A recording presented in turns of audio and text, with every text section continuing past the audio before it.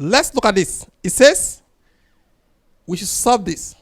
These are the options, okay? With what we have seen so far, this should not be difficult for us to solve. What is cos 30? Remember this.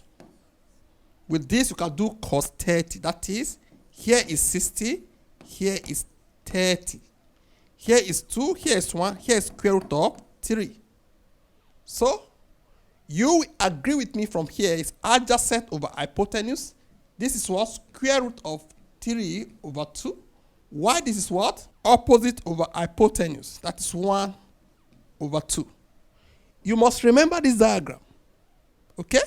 Once you remember this diagram and you know that 30 is here, you know that sine is opposite over hypotenuse, 1 over 2.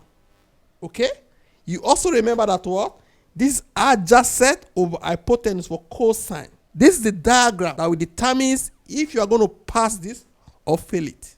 If you can't remember this, you can't go forward. So, we brought out the two things we want.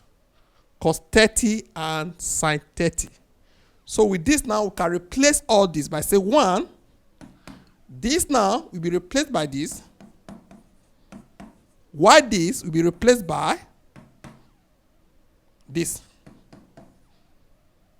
So with this now, we are good to go. All we need to do here now is to find the LCM of this numerator. You agree with me? This over 1, the LCM is 2. This and this will give us 2. This will give us 1, multiplied by this will give us what? Square root of 3. Basic mathematics. You should know this, okay? Then, let's turn this one to divide, okay? Then we also do for this. What is the LCM of this and this? That is 2. That is 2 minus 1. So this will still remain the same. Over 2. Divide by, this is 1 over 2. If we want to turn this to times now, you agree with me, it becomes over 2 multiplied by 2 over 1. Okay? This and this will cancel, becomes 2 plus square root of 3.